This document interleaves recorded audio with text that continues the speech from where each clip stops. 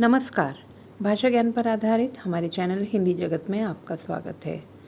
आज का हमारा वीडियो आपकी पाठ्य पुस्तक क्षितिज के काव्य खंड के अंतर्गत पाठ सूरदास के प्रश्नोत्तरों पर आधारित है। कुछ अन्य महत्वपूर्ण प्रश्न भी साथ में दिए गए हैं, तो चलिए देखते हैं प्रश्नोत्तर। प्रश्न 1, गोपियों द्वारा उद्धव को भाग्यवान कहने में क्या व्यंग्य निहित है? गोपियों ने उद्धव को व्यंग्यपूर्वक भाग्यवान कहा है क्योंकि उनके अनुसार प्रेम के सागर श्री कृष्ण के समीप रहकर भी उद्धव उनके प्रेम को प्राप्त नहीं कर सके, उनके प्रेम में नहीं बंध सके। यह वास्तव में उनका दुर्भाग्य ही है, इसीलिए वे भाग्यवान नहीं बल्कि भाग्यहीन हैं।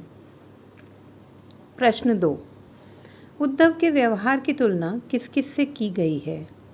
उद्धव के व्यवहार की तुलना कमल के पत्ते और तेल की मटकी से की गई है।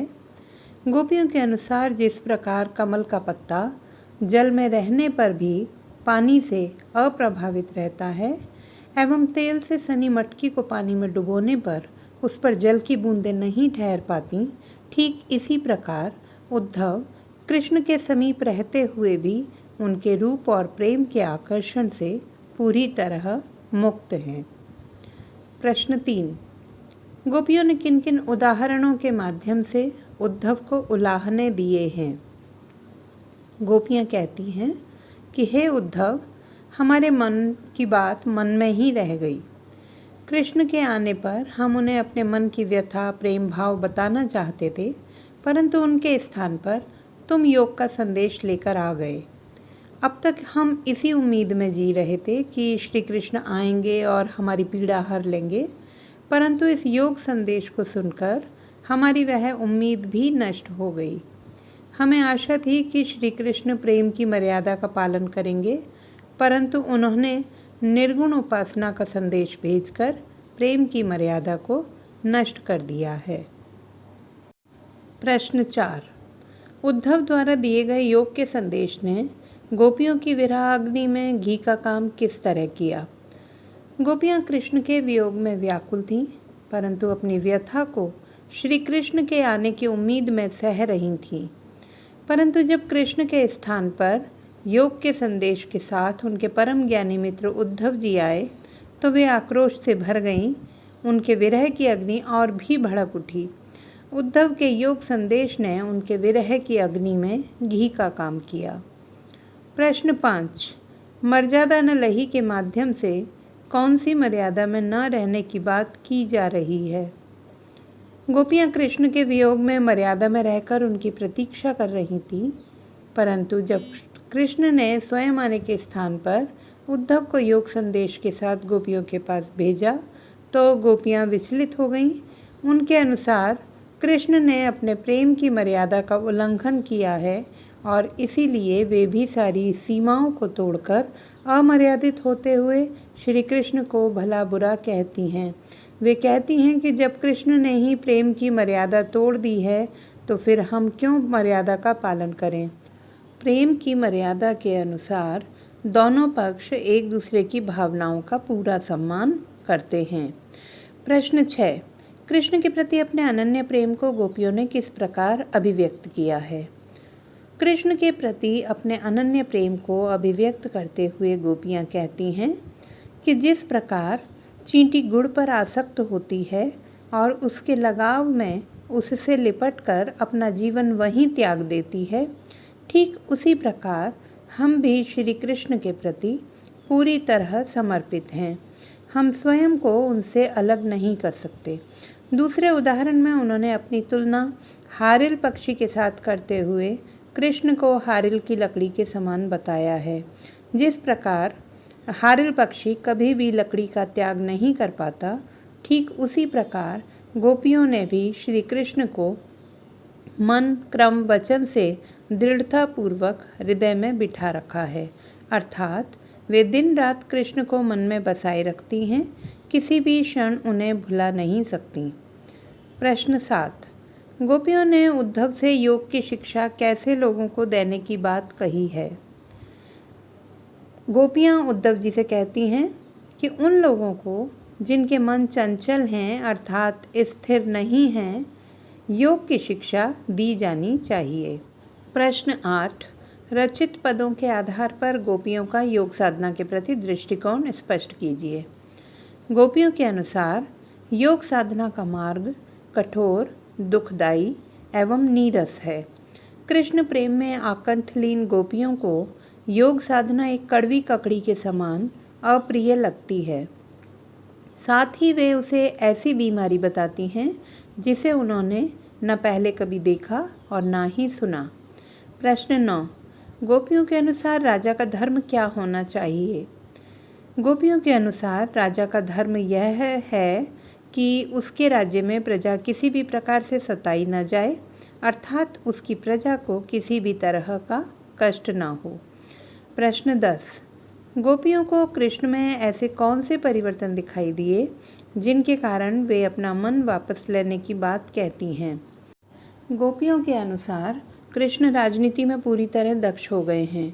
इसीलिए यह जानते हुए भी कि गोपियां उनके प्रेम की आकांक्षी हैं, उन्होंने उद्धव के माध्यम से योग साधना का संदेश भेजा है। यह उनकी चतुर बुद्धि ही है जो उन्होंने अबलाओं को योग के कठिन रास्ते पर चलने का संदेश दिया है। पहले कृष्ण दूसरों के हित हेतु दौड़ते फिरते थे, परंतु अब वे हमारी पीड़ा जानकर भी हमारी सुध नहीं लेते। वे कृष्ण जो दूसरों को अन्यायपूर्ण कार्य करने से रोकते थे, अन्याय से रक्षा करते थे, वे स्वयं आज अन्यायपूर्ण आचरण करते हैं। इन्हीं परिवर्तनों के कारण गोपियाँ कृष्ण से अपना मन वापस लेने की बात कहती हैं। प्रश्न 11। गोपियों ने अपने वाक्चातुर्य के आधार पर ज्ञानी उद्धव को परास्त कर दिया। उनके वाक्चातुर्य की विशेषताएं लिखिए। सूरदास जी ने भ्रमर गीत में गोपियों के मन की व्यथा को साकार किया है। जब उद्धव जी गोपियों को ज्ञान और योग का उपदेश देते हैं, उन्हें निर्गुण ईश्वर की उपासना करने को कहते हैं, तो कृष्ण प्रेम में डूबी गोपियाँ उन्हें स्पष्ट इनकार कर देती हैं। उनके वाक्चातुर्य में हास्य और व्यंग्य का पुट है। उद्धव गोपियों को निर्गुण ब्रह्मा का पाठ पढ़ाना चाहते हैं, परंतु गोपियाँ तीखे व्यंग्यों का प्रयोग करती हैं। वे प्रेम की पीड़ से सर्वथा अनभिज्ञ उद्धव जी का व्यंग्यपूर्वक उपहास उड़ाते हुए श्री कृष्ण के प्रति प्रेम को महत्वपूर्ण सिद्ध करती हैं। प्रश्न 12। संकलित पदों को ध्यान में रखते हुए सूर के भ्रमर गीत की मुख्य विशेषताएं बताइए।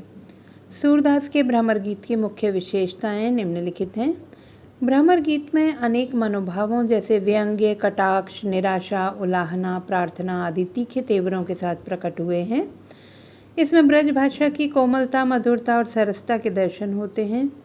स्वाभाविक रूप से अलंकारों का प्रयोग किया गया है। गोपियों को भोली भाली परंतु वाक चातुर्य से युक्त बताया गया है। वह अपने तर्कों से परम ज्ञानी उद्धव जी को भी परास्त करने की क्षमता रखती हैं। इसमें प्रेम मार्ग और योग में परस्पर द्वंद्व दिखाया गया है तथा प्रेम के सम्मुख योग साधना को तुच्छ दिखाया गया है। भाषा में चित्रात्मकता है। तो बच्चों, ये थे आपके पाठ्य पुस्तक पर आधारित प्रश्न। अब बात करते हैं कुछ अन्य महत्वपूर्ण प्रश्नों की। पहला प्रश्न है, भ्रमर गीत के आधार पर गोपियों की विशेषताएं लिखिए। सूरदास के भ्रमर गीत में गोपियों को अत्यंत निर्भीक, स्वाभिमानी, हंसमुख और वाक्पटु बतलाया गया है। वे चंचल हैं और उद्धव से बिना किसी संकोच बातचीत करते हुए अपनी वाक्पटुता का परिचय भी देती हैं। वे प्रेम के लिए सामाजिक, पारिवारिक मान मर्यादाओं का विरोध करने में भी पीछे नहीं हटती। प्रश्न 2। गोपियों के अनुसार राजा का धर्म क्या होना चाहिए? गोपियों के अनुसार राजा का प्रमुख धर्म प्रजा के हित हेतु कार्य करना होना चाहिए।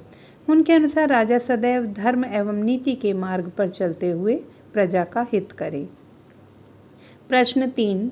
मन की मन ही मांझ रही में गोपियों के द्वारा किस जीवन सत्य का बोध कराया गया है? कवि गोपियों के माध्यम से जीवन के सार तत्व ईश्वर से प्रेम की बात करते हैं। उनके अनुसार योग साधना से ईश्वर की प्राप्ति नहीं की जा सकती। प्रश्न 4। कड़वी ककड़ी का उपमान किसके लिए प्रयुक्त हुआ है और क्यों?